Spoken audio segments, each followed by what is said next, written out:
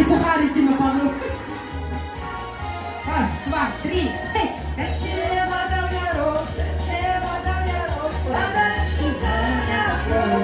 Умничка.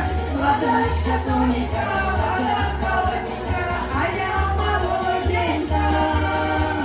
Ладошка тоненька, ладошка тоненька, а я молоденька.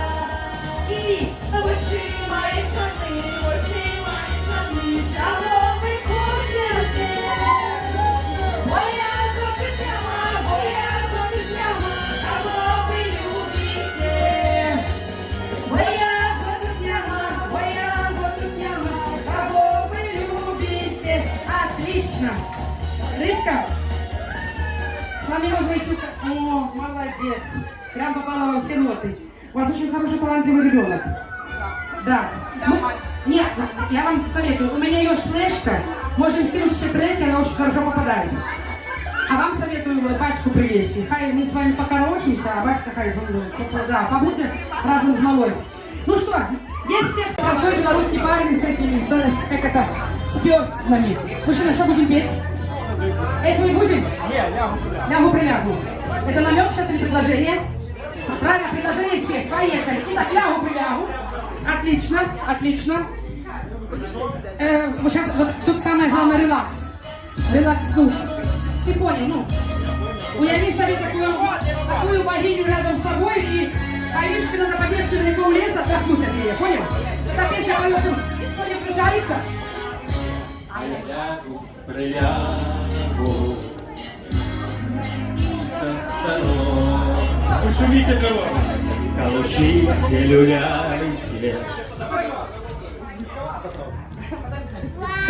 Мужчина, я не думала, что предложение про меня вы сильно фантазировали. Вы не попали ни в одну эту строчку.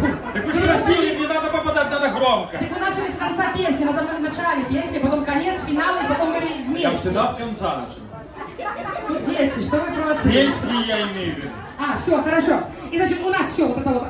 Вы шумите, шумите, а я лягу Вы прыгать. шумите, хорошо. О, повыше.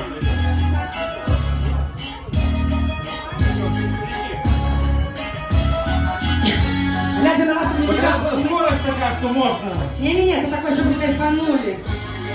И... Шумите, шумите, надо мною берез.